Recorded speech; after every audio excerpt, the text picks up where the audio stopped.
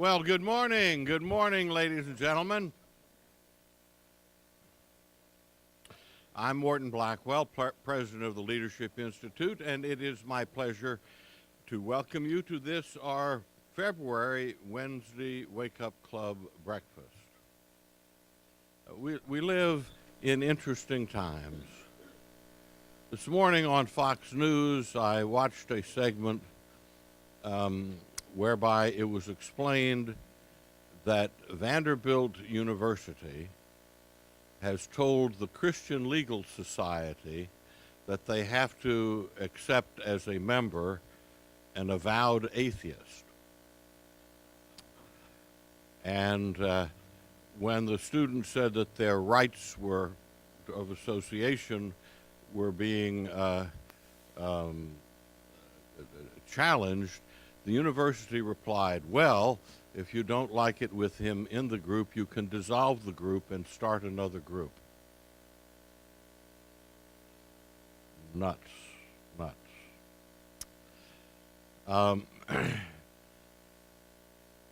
In 2012, the Leadership Institute has already trained 935 students. Last year's total for training was over 11,800. And since 1979, the Institute has trained over 104,000 students. You have before you our schedule for 2012. For the schools that are currently scheduled, many more will be scheduled in the course of the year. Please take a moment and review these schools that are scheduled and consider attending one or sending a friend to one of our programs. Our featured speaker this morning, a good number of years ago, proudly proclaimed that he had been a graduate of every single one of the different types of the Leadership Institute schools. That, I think, was almost true then, but now you'd have to go to 41 different types of schools to attend all of them.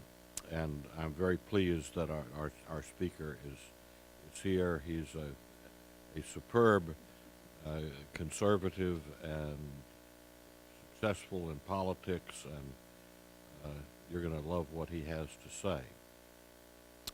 It is now my pleasure to introduce to you Elizabeth Tara. She will offer an invocation and lead us in the Pledge of Allegiance. Elizabeth is a donor relations officer for the western half of the country, and she's a graduate of Hillsdale College. Elizabeth?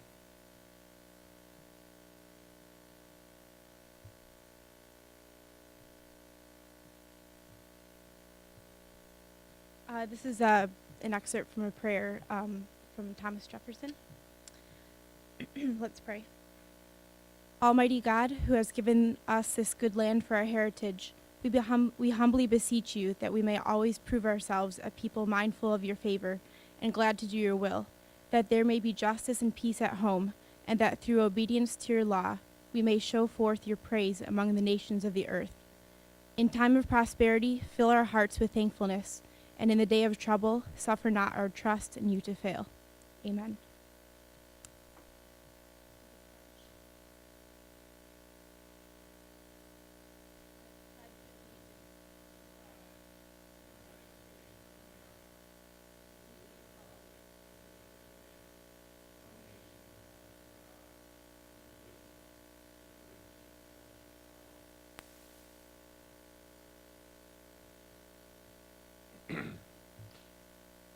Thank you, Elizabeth.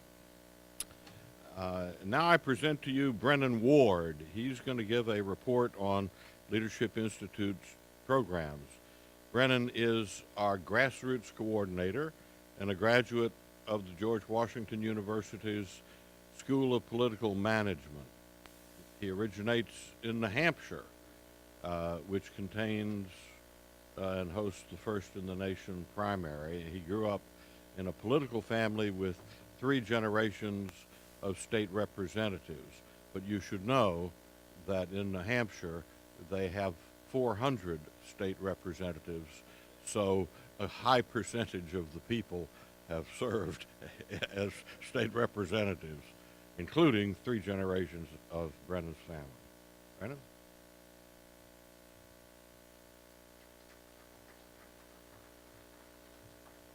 Thank you, Morton.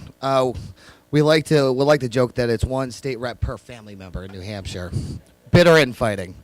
Good morning. Want to welcome Alex. It's nice to see another New Hampshire grad here. Go Big Green. Go Big Green. And also, I just want to take a quick second to welcome back Courtney Trollinger. She just got back from maternity leave. So welcome back, Director of Events, Courtney Trollinger in the back there.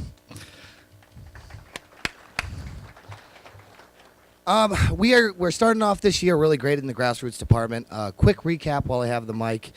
We did over 4,000 or trained over 4,000 students last year, which was an incredible accomplishment. Actually, one of the best or the best year we had. Over 100 trainings, which is another grassroots department record, in over 33 states. And the little side note that 180 nights were spent in a hotel room. So let's just say we did a lot of traveling. As far as what we've done this year in 2012 in grassroots, it is an election year, so we expect things to really start heating up soon. But a quick recap is we've done 8 trainings. Approximately 425 students have been trained, and we're looking to hit over 20 states and approximately 29 trainings on the book. And as we keep going, things are going to heat up that much more, and we're really looking forward to what else grassroots can accomplish and LI can accomplish as a whole in 2012. Thank you very much. Brennan, before you leave, I have to ask what a lot of people are no doubt asking, what happened on the back of your head?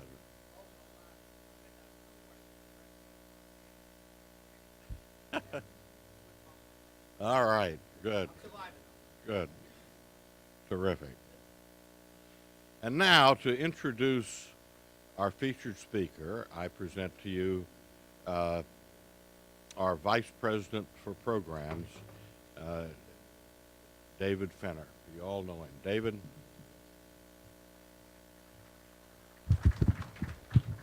Thank you, Morton, and good morning, everyone. Our speaker today is the Honorable Alex Mooney. Alex is the Executive Director of the National Journalism Center, and he is the Chairman of the Maryland Republican Party. After graduating from Dartmouth in 1993, Alex worked for Representative John Boehner, Representative Roscoe Bartlett, and for our own Morton Blackwell at the Council for National Policy. I was Alex's housemate and co-worker in 1998 when he decided to challenge a 15-year incumbent in the Maryland State Senate, and I think it was also that year you hired a relative unknown, Stephen Sutton, to be the general consultant on that campaign.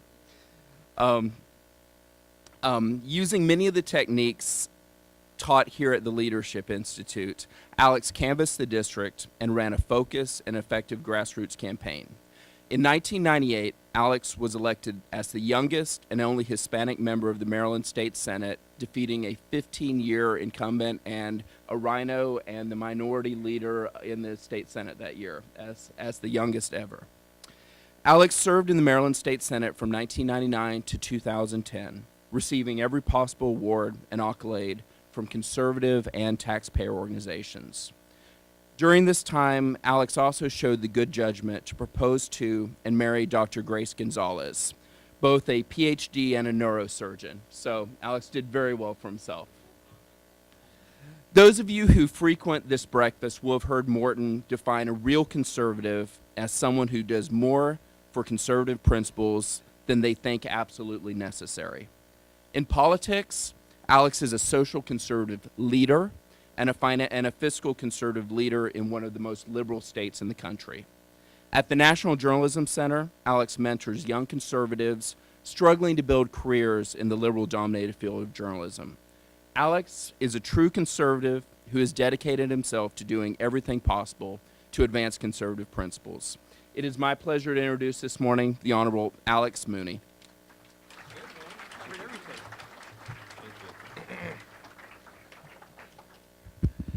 Well, thank you. It's just a great pleasure to be back here with such good friends. That's one of the best introductions I've had. He covered it all. I guess when you know somebody pretty well personally. when I decided to run for office in 1998, I was 26 years old, and I was taking on a 15-and-a-half-year incumbent, and not many people thought I would win. And frankly, you get a lot of bad advice when you run for office. Who here has actually ever run for office before? Okay, and most of you have worked on campaigns. Everyone thinks they know how to run for office and how to win a campaign, but very few people have done it, and very few people have done it successfully. But you'll get advice from your neighbor, your mother. I love my mother, but she had never run for office before. People at church. I mean, it's amazing, and some of it's just really bad advice. So taking these Leadership Institute schools, not just one time. I know there's a campaign manager school going on here now, but after you finish your campaign manager school, you're not suddenly the greatest expert in the world and you know everything. You got to come back and get retrained on a regular basis. That's why I prided myself in taking all the schools at the time. This is over 10 years ago now, I guess, when I started taking them. And Morton keeps coming up with new schools, so it's hard to keep up with it. But I took them multiple times. Several schools I took 2 or 3 times, like the direct mail school. And it starts to sink in. It's like when you're studying for college, you don't just listen to the lecture that the professor says, and then after the lecture, you just know everything. You go home, you read the book, you review your notes, you review with your friends, you study for the test, you take the test, and maybe you'll remember some of it. But you got to have a way of screening out bad advice. For example, in my race in 1998, I was advised by a lot of folks who thought they knew what they were talking about to spend a lot of money on cable TV. But I was running in a Republican primary in Maryland, which is a closed voting state, and about a third of Republicans vote in primaries. So my voter universe was small, about 10,000 people. I just had to get the majority of 10,000 votes to knock off a almost 16-year state senator. I didn't need any money for cable TV. That would have been the worst use of my money or my time. And I didn't have the money for it anyway, so I couldn't have done it. So if I had taken this advice, I never would have run in the first place. But I remember this person was very adamant about it. It was a local reporter who was actually a Republican and was trying to be helpful, but would have scared most people right out of even running for office. But having taken enough Leadership Institute courses, being trained on grassroots campaigning rather than big, heavy paid consultants to just advise you, I knew the difference, that was wrong. I knew it was bad advice. I was able to filter it out and get back to knocking on doors. In fact, the only person I paid was Steve Sutton in my entire campaign to do help me with my direct mail, targeted direct mail to donors. So, you look around, it's a small world. My good friend David Fenner works here, talented Steve Sutton working here, who worked on Capitol Hill as chief of staff and kept getting people reelected who were endangered Republican congressmen, a real niche that Steve has. And I know that the training that they're getting here is fantastic. I require anyone who works for me on a campaign or in my office to attend Leadership Institute schools because I just don't want to deal with ignorance and folks who have these great ideas, but they think they're great ideas. I mean, you have to start with a basis of understanding of grassroots campaigning that's taught at the Leadership Institute.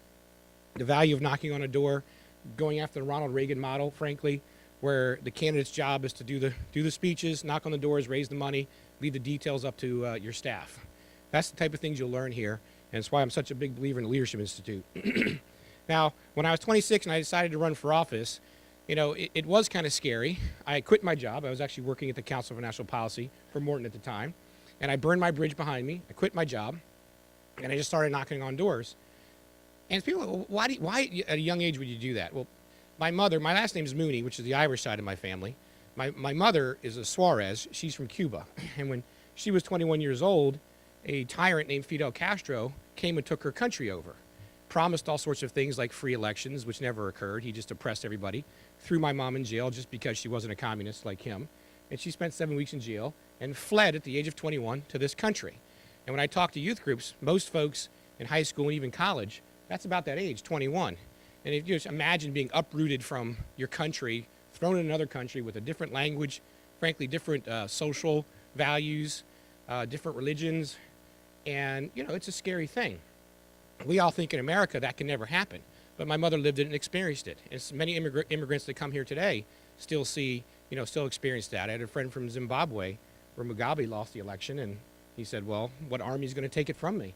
And he declared it invalid, started killing his opposition, and he's still there in power today in Zimbabwe. So we have a beautiful thing in this country that anybody can run for office. Anybody can receive the training and go and get elected. So I've always been very passionate about freedom.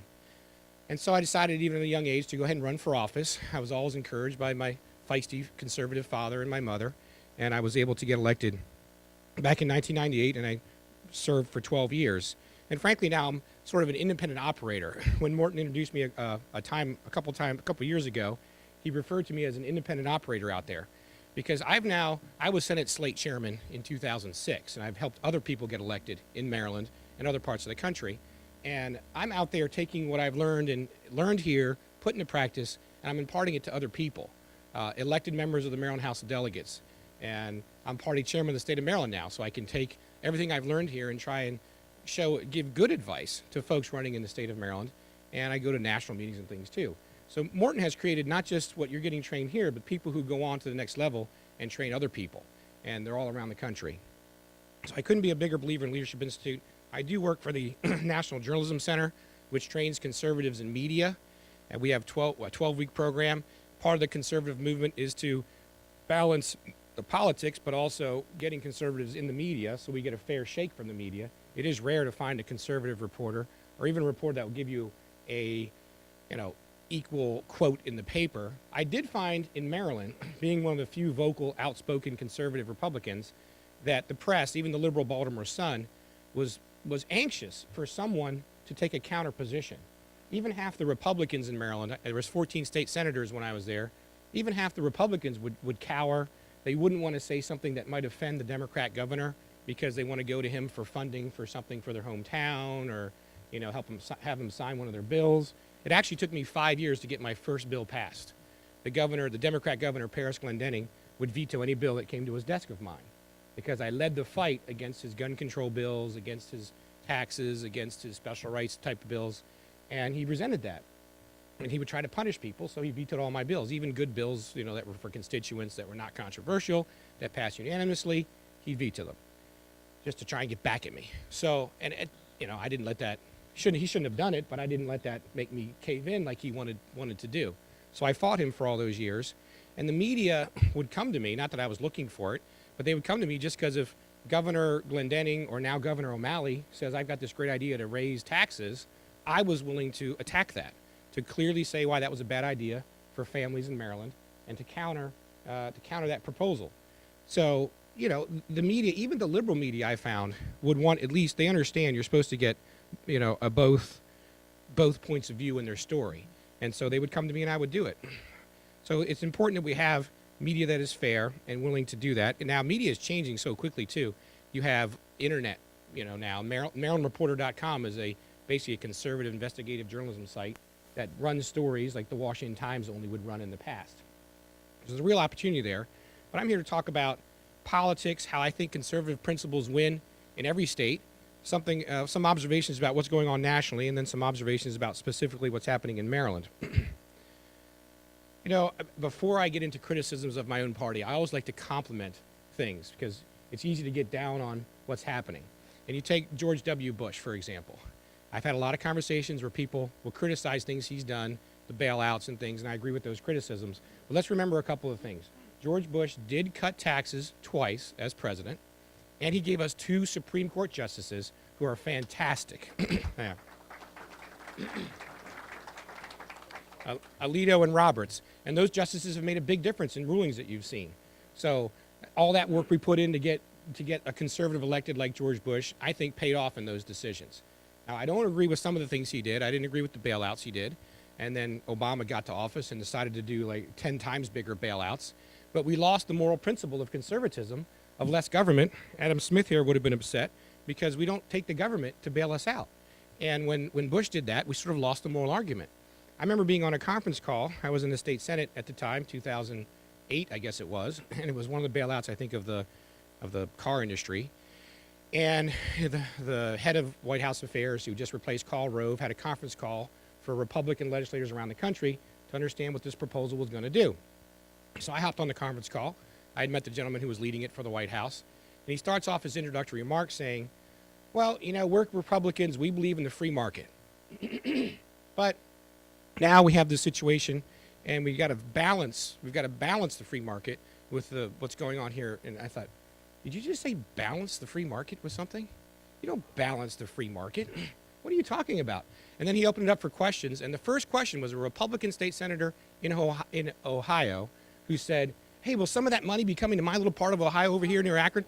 I thought, well, what call am I on here? This is not free market. This is not conservatism. We're selling out our principles. And I was mad, so I just hung up. But my first question would have been, to basically attack the Republican from Ohio, who was more interested in taking our taxpayer money to bail out her town than the principle of keeping taxes low and not having government programs bail people out. So I didn't agree with that. In Maryland, I know I see some of my Maryland friends here. The first thing that Martin O'Malley did to get reelected in 2010 was to attack Ehrlich for some of the taxes he had raised, the fees, like the flush tax, which is a water tax, a car tax that he had raised. It's hypocritical because O'Malley had raised the sales tax and an income tax, again, 10 times larger tax increases than Ehrlich had done. But Ehrlich was tied in the polls all the way straight up till about September when O'Malley hit him on raising taxes and fees, which he tried to say weren't taxes. And he went down 10 points in the polls and never recovered. So it's painful for me to see as a fiscal conservative, I'm a social conservative as well, that when good politics and good principle add up, it's good politics not to raise taxes. It's good politics never to raise taxes. It's also good in principle never to raise taxes. And when you sell out that principle, it's bad because it hurts our country, and they use it against you in the election. This type of stuff needs to be understood by people running for office who think they're somehow being a statesman by selling out their principles. Of course, the famous example, George Herbert Walker Bush, and read my lips, no new taxes. And Bill Clinton's running as a more fiscally conservative. And to some of our friends who may be on the other side of the aisle, Democrats or discerning independents, to go to Clinton would go to them, and you're trying to convince them that George Herbert Walker Bush is more conservative than Bill Clinton, and they're honestly confused because Bush raised taxes massively, and they don't know who's more fiscally conservative. We throw away probably the best issue that we could have as Republicans, being fiscally conservative. Of course, I said I'm a social conservative. In Maryland and in most states in this country, there's a big fight over marriage laws, redefining marriage. The liberals want to go state to state and redefine marriage, either through the courts or through the legislature. They failed in Maryland. As party chair, I've been happy to take that on. I think these wedge issues bring over conservative Democrats, people of faith, African Americans, and Hispanics are very much in favor of the Republican position on that. And I don't think we should shy away from that. In our state, I think it's important to know in each of your states what your powers are as an individual. I had been, for my 12 years in the state Senate and as party chairman, basically decrying and begging to start using this petition to referendum process in Maryland, which had not been used successfully in over 20 years. We tried to do it on abortion back in the 90s, but it failed. I tried to do it on a collective, on a union wage bill the Democrats had passed to require higher wages, prevailing wages, union wages be paid to build schools in Maryland. It was going to increase the cost of school construction by 15%. This is my second year in office back in 2000, and I attempted to get enough petitions to put it on referendum because I saw what I thought was a great opportunity to wedge issue, because the Democrats who run around pandering all the time, attacking Republicans as if we don't care about education, they were ramming through a policy to pay off a special interest, the unions, to actually increase by 15% school construction.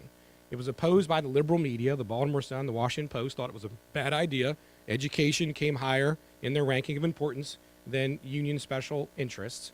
It was opposed by the PTA groups because they didn't want the schools to be harmed. And so I attempted to get folks around me to petition this to referendum, and I couldn't get it done. It's been a frustration of mine for many years. We all know in California, they have the initiative process, property tax caps and affirmative action initiative process. They use it to stop the redefining of mayors in California. That's the state that's most well known for having these initiatives. The West Coast states have initiative. Most of the East Coast states can't initiate laws. We can't in Maryland and in Virginia, I believe. The voters just can't go to the polls or get a certain number of signatures and put something on the ballot and make a law. But what we can do, according to the Maryland Constitution, and I believe this is true of most states on the East Coast, is petition something to referendum after it passes. And the number of signatures is not that hard. In Maryland, it's 3% of people who vote in a governor's election, which comes out to about 60,000 people. So for 60,000 valid signatures, you can take a bill and stop it and put it up to the vote of the people. So I was very encouraged in my state, which has basically at this point been taken over by left-wing Democrats. We have a left-wing Democrat governor, and the state Senate and the state House are over 2-to-1 Democrat. So it's hard to even balance at this point. And what the voters of Maryland are getting is even to the left of what they want. So in 2010, or 2011 rather, they passed in-state tuition for illegal immigrants in the state of Maryland. and it was so upsetting to the grassroots. With very little money, volunteers went out and got 130,000 signatures to petition that to referendum. When you get the signatures, the bill is stopped, so it was put on hold. And this November, in 10 months, the voters of Maryland will go to the polls and decide, do they want to give in-state tuition to illegal immigrants, or do they not want to give it? And I don't think it's going to pass. I think the voters are going to knock it down. And that'll be the first time in over 20 years that our state has used that process effectively. So I encourage you and your friends, whatever state you're from, to make sure you know your powers. As I'd mentioned at the beginning, I had been so upset that we'd not been using this. We finally used it. Maryland passed a congressional redistricting plan last year, which is outrageous. There's no Republican-held state in this country that passed a redistricting gerrymandering plan as bad as what the Democrats did in Maryland. So no matter what state you're from, I encourage folks from other states to look at what the Democrats do in Maryland. They have absolutely no inhibition whatsoever. Even if you're down on the ground and they're beating you, they'll keep kicking you and stabbing you. There's no end to it. They won't miss a trick. They have prisoners vote where they used to live, not where they currently live. They have early voting now with virtually no check and balance on identification to vote. I mean, they are doing everything they can to win the elections. And Republicans in other states, or conservative Democrats, ought to look at that and not hesitate for a minute to do the type of things that are being done to us in our state. I use this as an example of, to other states of what Republicans shouldn't back down from doing. So we have this congressional redistricting plan, which is outrageous. Even the former Supreme Court Justice Stevens, who recently left, looked at Maryland's plan and said he thought it was blatantly unconstitutional. The districts looked like ink spots and various types of salamanders. It's really absurd. I don't think the voters would uphold those districts. I don't. Now, there isn't a grassroots group of very upset, livid volunteers to run around and get signatures like in-state tuition and possibly homosexual marriage, which might be passed this session as well. So it's going to take some organization, some funding, which me as party chairman and as an interested individual is going to attempt to do. But if you know your powers, it gives you the opportunity to fight for our conservative values. In the 12 years I was in office, I was proud to say, I had a tough last election. The Democrats came out with everything they had, and I did lose by 2%. But the one thing I never got attacked on was raising taxes, because for 12 years in office, I never did raise taxes. They had to make up some other stuff. I was proud of that, and I saw this election. Some national observations I'm going to make before I take some questions here in about 10 minutes is the race yesterday in Oregon. We all watched what was going on in Florida, but there was a special election in the state of Oregon for a House seat, and the Republican was close in the polls, but he took what he perceived to be a principled position not to sign Grover Norquist's anti-tax pledge. And he was talking about, I don't know Grover, and he can't tell me what to do, all this kind of nonsense. So I don't owe him a pledge. Well, it's not him. It's the people of your district who don't want their taxes raised. So he refused to sign the pledge. He lost by 15%. It just doesn't make any sense. I don't know who's advising these people. Florida, we can talk about presidential just a little bit. I, as party chairman, I've chosen to stay neutral in that race. Now, just curiosity, show of hands, who here is openly or supporting Mitt Romney at this point? Okay. How about Newt Gingrich? All right. Santorum. And Ron Paul. Wow, it's almost evenly split, all four of them. That's amazing. Well, that's about where our country is. I was talking to Morton about this the other day, the possibility of a brokered convention. I don't think it's out of the possibility. I have a radio show on Sundays from 3 to 4 p.m. out in Western Maryland, and I was talking about the possibility of a brokered convention. I looked up the history of brokered conventions. The last time there was one, meaning the last time we came to the Republican National Convention where one candidate didn't have a lock on the number of votes they needed to be the Republican nominee for president, was actually 1976. And Ford came down there, but Reagan had enough. Reagan was only about 100 votes shy of Ford. Ford did not have enough to be president.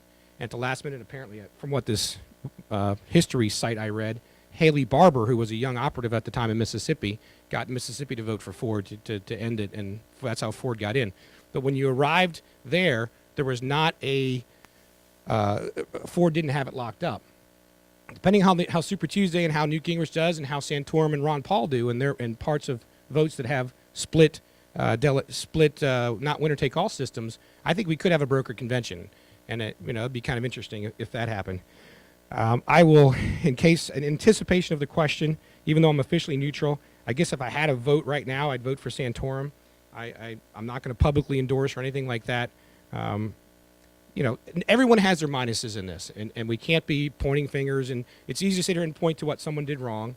Santorum isn't for right to work in Pennsylvania, and he endorsed Specter over Toomey, and I disagree with those positions, of course, but we can point to the flaws in every candidate. So we'll have to see how that plays out. Maryland doesn't vote till April 3rd, so, when it gets to Maryland, we'll make our decision.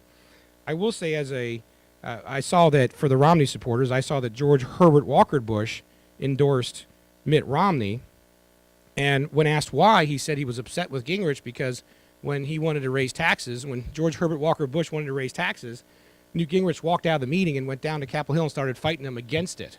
So that's why he's endorsing Romney. Did you guys read that? Did anybody read that? You should look that up. I couldn't believe it. I said, now how does that help Romney to say that that's the reason? I said, that's all the more reason to support Newt. But, on the flip side, Newt has his issues too, and Romney has his issues, so I'm not picking on anybody here. I just couldn't believe that was, I guess, George Herbert Walker Bush claimed that he felt Newt was somehow supporting this tax hike, but Newt did the right thing to come down there and oppose that. And that's certainly no reason to support Romney. There's other good reasons to support Romney, but that's not one of them, in my opinion. Then I will say, for the Virginia folks, this is a heavy Virginia crowd, right? Well, I lost a bet with my cousin. It wasn't an actual monetary bet, but my cousin who works near me, we were talking about the presidential election in 2008, and I saw how Obama was going for Virginia. I said, Obama's crazy. He's never going to win Virginia. Virginia's conservative. Republicans always win by 10 points in Virginia. What's he doing? And I was at the Great Wolf Lodge in Williamsburg with my wife and kids. I have an 8-year-old and a 6-year-old. And I turned on the TV, and every TV station, this was the weekend before the election, so it was about 5 days before the election.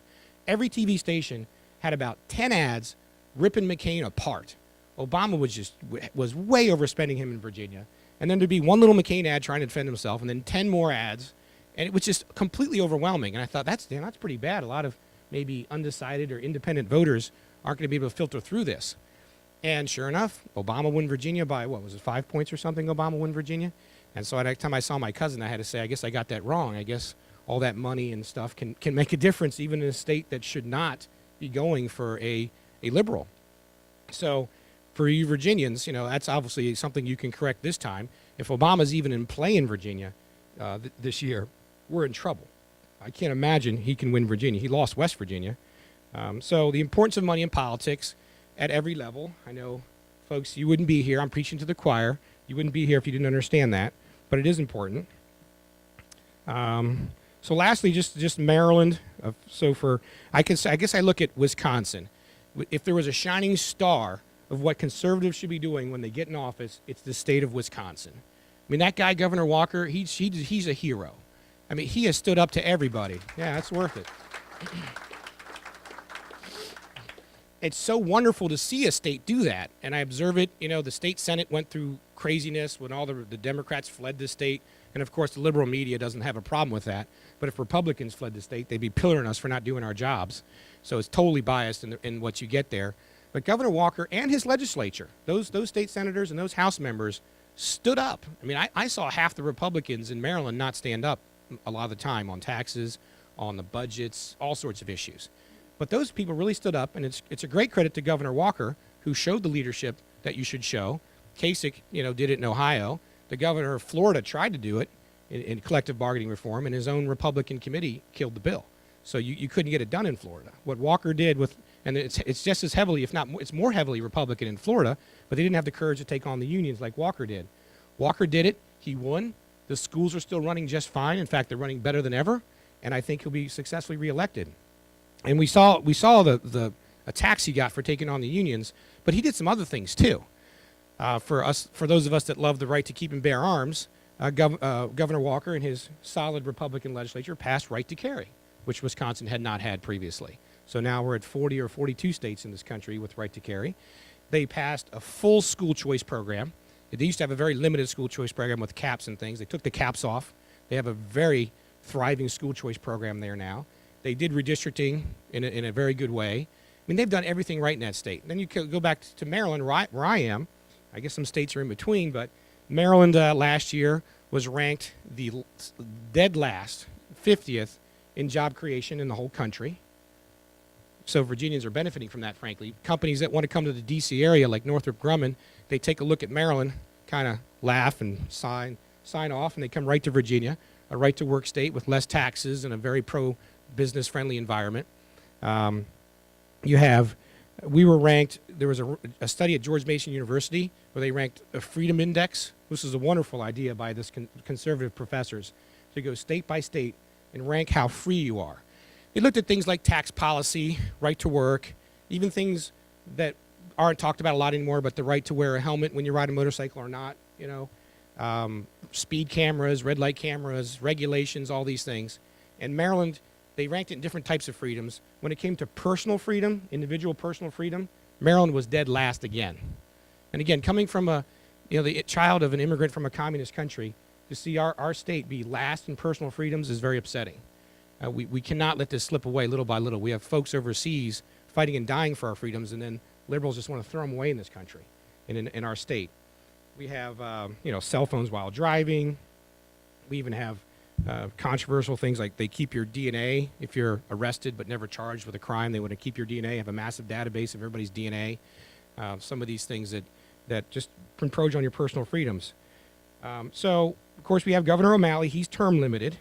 And I just want to warn you, he would like to run for president of the United States. It's not a secret. He's Democrat National Committee chairman for a reason. He's term limited. He cannot run again in 2014. And after Obama loses in 2012, 2016 being election. So watch our governor. He fancies himself as a very talented man and charismatic. And, he flip-flopped on gay marriage. He's for it now. And he's raised the taxes. And he's done everything the Democrat machine tells him to do. And he's plotting for it. So part of my job as party chairman to watch him and expose him as we go along. Well, that's it for my comments. I know this is a very politically astute crowd, and I'm happy to take any questions and discussion.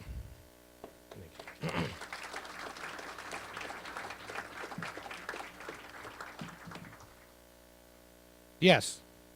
Is it about marijuana?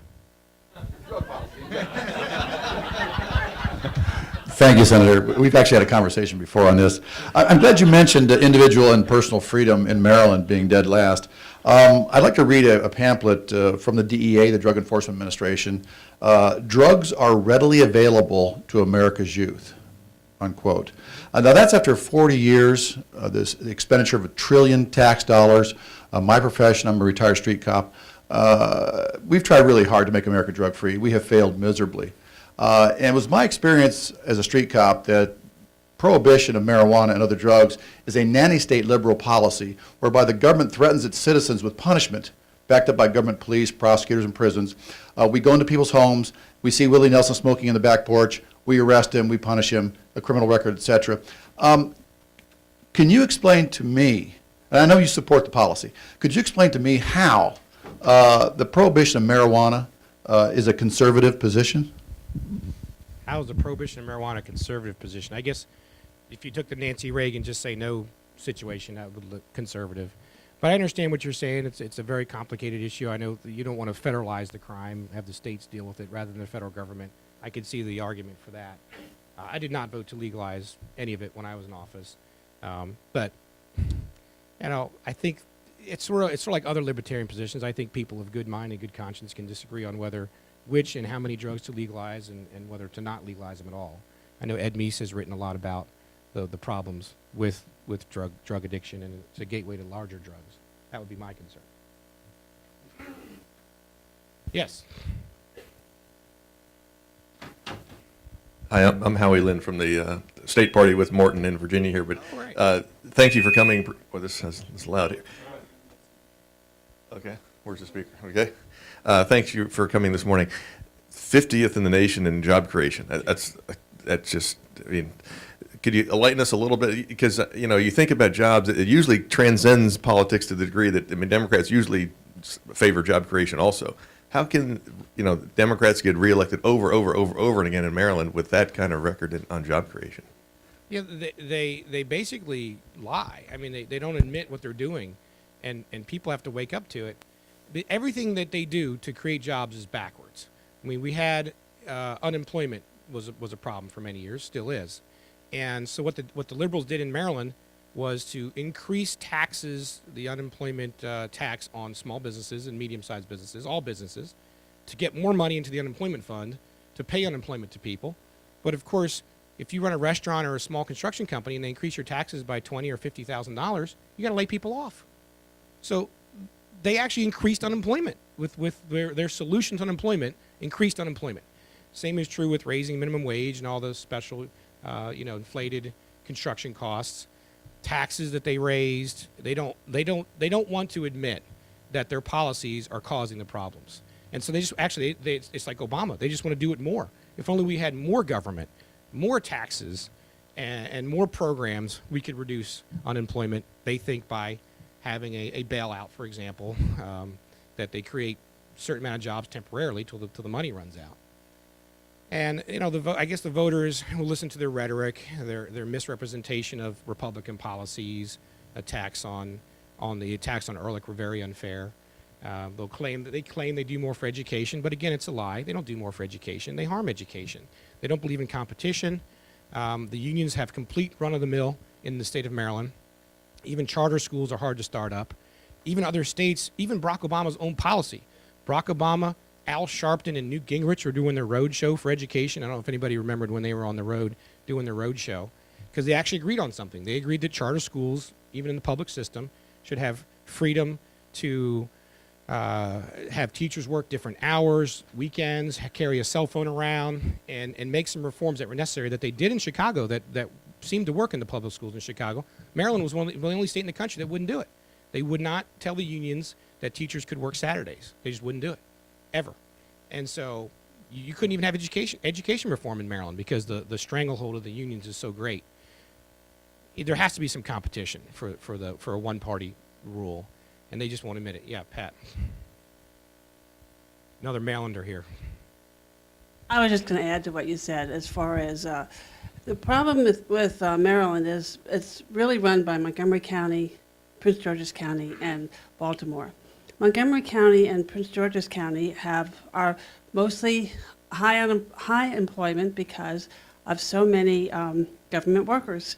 So that's what we have there. We have all the government workers. Montgomery County has less than 6% unemployment. So it's something you can't make resonate when you're trying to run in a county like Montgomery County. Yeah, we're a little insulated because there is so many government workers, either directly for the government or for contracts that the government offers for services. Yes.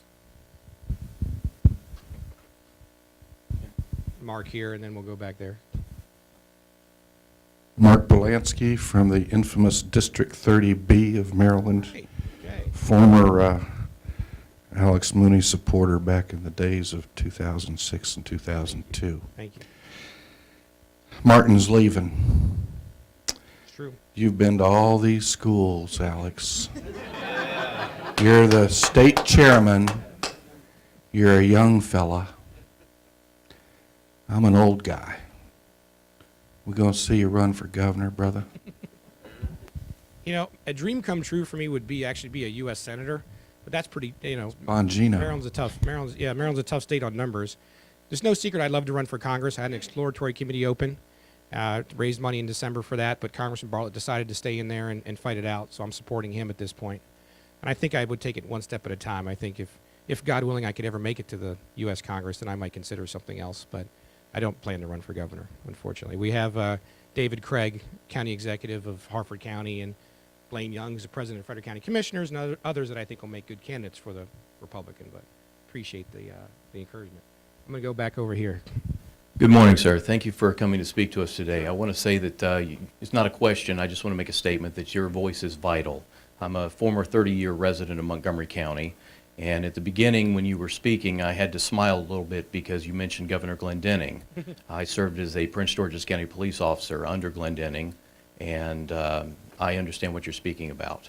So thank you for being here. I'm currently in the campaign management school. Great. And I've taken just about all the courses here. Morton, thank you so much for creating LI and giving what you've given so many years to everybody.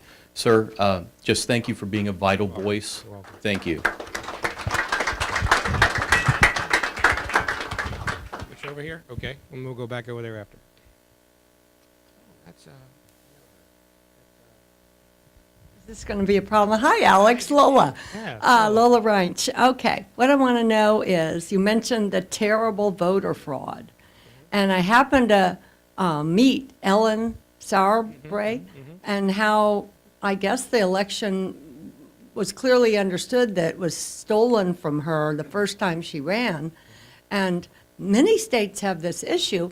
One lady in the McLean Republican Women said when she lived in California, they had voting precinct locations in people's garages and basements in their homes, which led, I mean, that was common, a way of doing things in the state of California.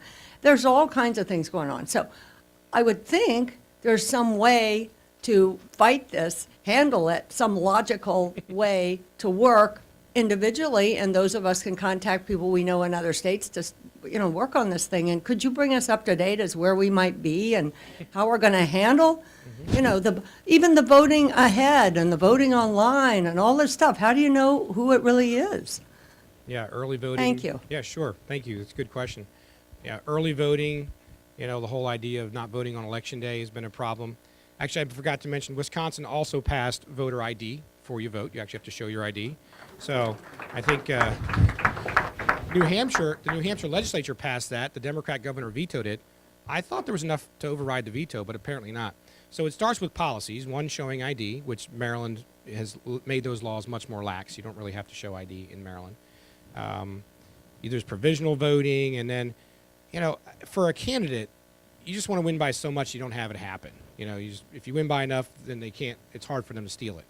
But you always there's plan A and plan B. Plan A is win by so much that they can't steal it.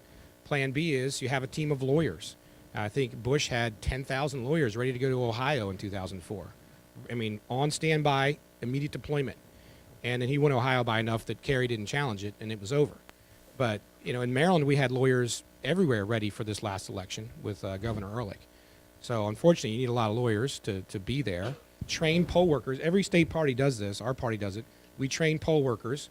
Actually, in Baltimore City, it's hard to find Republicans who are willing to be poll workers. Sit there and just watch the process. Just have a pair of eyes watching, making sure the same person's not coming back and voting multiple times, that they're on the list. Really and anyone in this room can do it, and your friends, it's just sitting there on Election Day and being a poll watcher. And in some of the cities where there's fraud concerns, it's just hard to get good people to do it. Sometimes a Democrat will register Republican and be the Republican observer, but not really be doing their job. So it really it falls back on us, in my opinion, the legislature to pass laws and have a good team there watching. Let's go back over here, and then we'll go back over there. Good to see you again, Alex. Last year in the legislature, the homosexual marriage bill came up. Despite the extreme minority that Republicans face, we were able to defeat it. It's come up again. Mrs. O'Malley has called legislature cowards for not standing up and passing it. What are we doing to make sure that we can defeat that again this year? Sure. It was a surprising thing. At the last minute last year, we thought that they were going to pass gay marriage and kill in-state tuition for legal immigrants, and they did the opposite. They passed in-state tuition, and they took gay marriage off the House floor. It was a coalition of African-American Democrats and Republicans that apparently, they never actually voted on it. They stuck it back in committee that stopped it from passing. The governor of Maryland's wife, Katie O'Malley, made a comment in the papers just last week that the Democrats who would not vote for homosexual marriage were cowards. She called them all cowards, which was kind of upsetting to some of those.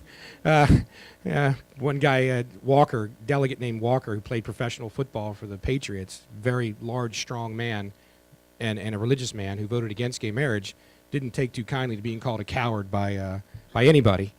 And she shouldn't have done that. And I think it frankly hurt them to do that. And I think they're the cowards, the ones that want to try and intimidate. They've turned the tables. I mean, they want to intimidate people, attack them personally, call them names. And at the end, I think the rhetoric is too hard on their point. I debated this on TV yesterday. What they would accuse us of when we were passing laws 5 or 10 years ago to protect marriage in various states, the liberals would come in and say, oh, Republicans and the Christians are so obsessed with gay marriage that they're pushing this, and we've got more important things to do, like the economy. Frankly, the reverse is true now. They're running around state to state trying to redefine marriage. In Maryland, our economy's in the tank, jobs are struggling, and they're just obsessed with a left-wing social issue rather than working on things like transportation and the economy. So that's the tact I've taken. They shouldn't be pushing an extreme agenda, a divisive agenda, even divides the Democrat Party. And, every Republican in the House opposed that bill. So, frankly, we did our job there, and I'm happy as party chair to get involved. So, yeah, back here. My name is Cornelius Soli.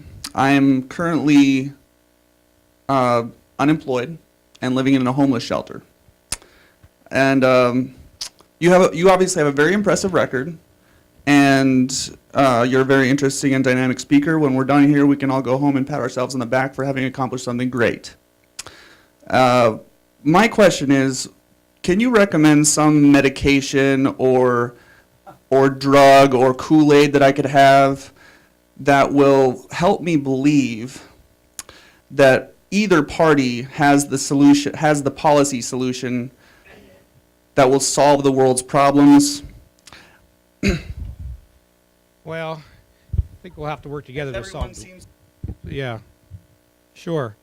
I would, you got to put the individual policies. First of all, I don't think we go home and pat ourselves on the back. We've got to go out and put this stuff into action. With the old, meet, eat, and retreat thing, I don't believe in that. I mean, we got to go home and actually get involved in campaigns and policy fights, but whether it's a petition, a referendum, or running for office, or helping somebody who's running. So the patting on the back doesn't occur until the election's over and you've won. But as far as, the platforms are clear. I hear that a lot from voters who aren't following politics or aren't wed to either side. Just look at the platforms. You can go right to the website, the RNC platform, the DNC platform. It's pretty clear what the visions are between personal responsibility, limited government, those who believe in government, and taking care of you and doing things that people could do for themselves. I mean, the difference between Wisconsin and Maryland couldn't be more clear, in my opinion. All right, I think we're going to do a couple more over here. Alex, a little loud. Alex, it's great to see you here today, and thanks for all the work you're doing in Maryland. I wanted to mention something, but because of what Cornelius said, it's a fight of the free market. Small businesses, medium-sized businesses, and larger businesses, when they don't participate in the cronyism that's Washington, D.C., that's how we get the job started and moving.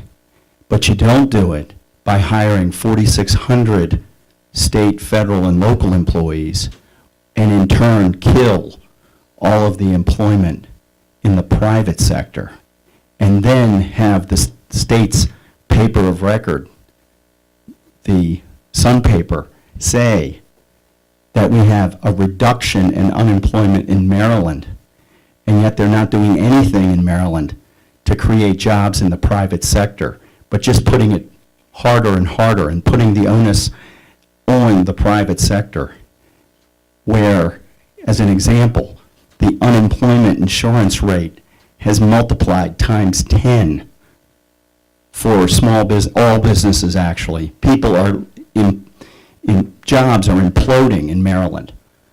And of course we had a net reduction of jobs in Montgomery County. But to what extent can we address these problems in Maryland and elsewhere in the country so that in turn Cornelius can find a job and get out of a homeless shelter? What are some of your thoughts? And by the way, I'm Dave Wallace. I'm running for Congress in the 8th Congressional District to defeat Van Hollen, who's a super failure of the super committee. Thanks very much.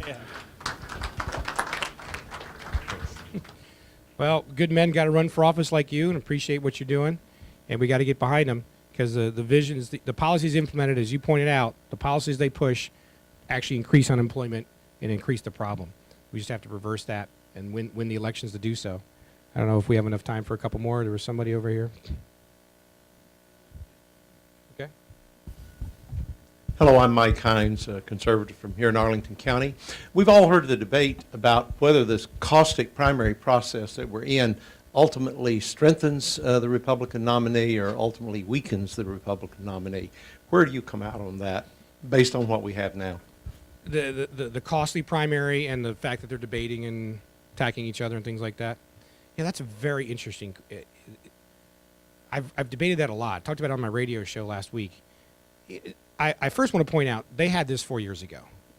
They had Barack Obama and Hillary Clinton fighting it out state by state right up into the convention And even then, there was the debate over the super committee votes, and could Hillary snatch it away from Obama, and then would that be a racist thing because you're going to use these super votes to take it away from the first potential black president and all that. So they had it, and we all thought, a lot of people thought 4 years ago, I know the McCain people were just kind of sitting back, watching them fight it out, thinking it was helping McCain to have Obama and Hillary Clinton go at it for all that time. But at the end of the day, as soon as it was over, she jumped right on his bandwagon and steamed forward, and they won the election no problem. So, yeah, I just have that historical perspective. I will also say, secondly, there's nothing we can do about it. People come up to me as party chairman of Maryland. Can't you get Reince Priebus, the RNC chair? Can't you get Morton? Can't you guys go and sit down with Newt Gingrich and Mitt Romney and Rick Santorum and Ron Paul and whoever else, Rick Perry that was in there for a while, and get them all to not attack each other? The answer is no, we can't do that. These are individual human beings who have been very successful in their own right. Rick Santorum was elected to the U.S. Senate in Pennsylvania. Mitt Romney was governor. Newt Gingrich was speaker. Ron Paul's very successful congressman. They don't take orders from us. They're putting a lot of money and a lot of time into this, and they're going to do what they want. There's no way to tell them what to do.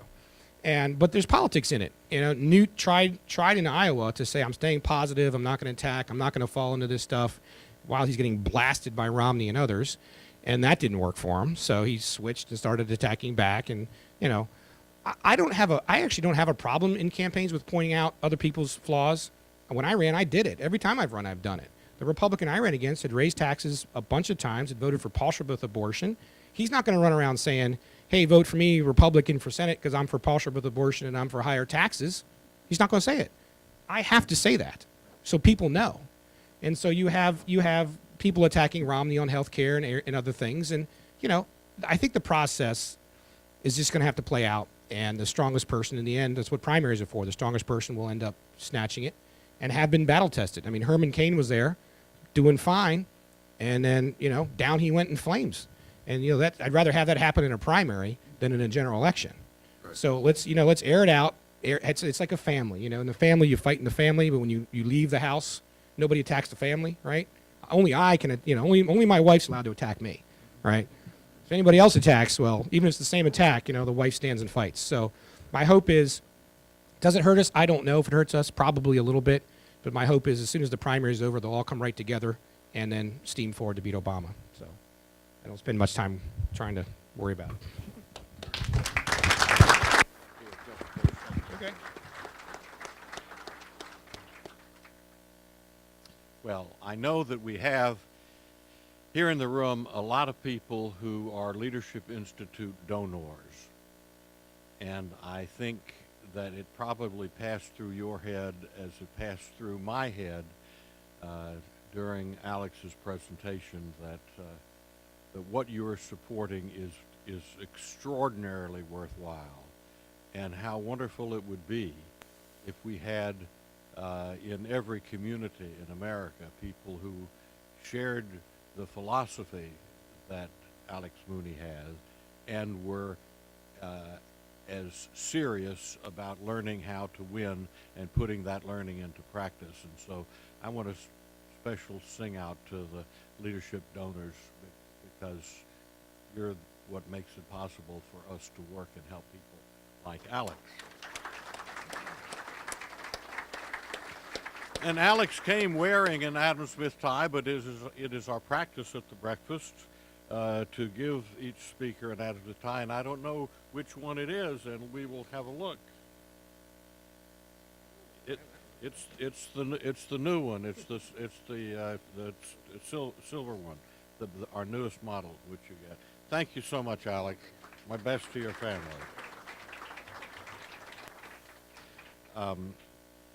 If any here are interested in getting Adam Smith ties or the ladies' Adam Smith scarves or other items such as Adam Smith cufflinks, you could immediately after or at some point after the adjournment here, go see my assistant Kathy Graham on the 5th floor. She is the impresario of all of our Adam Smith attires.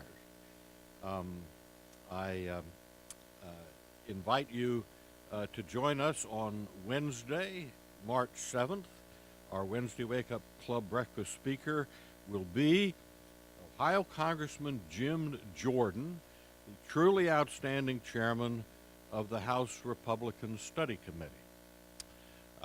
And I invite anybody who is interested right now in a tour of our building and in the beautiful new addition in the new building next door.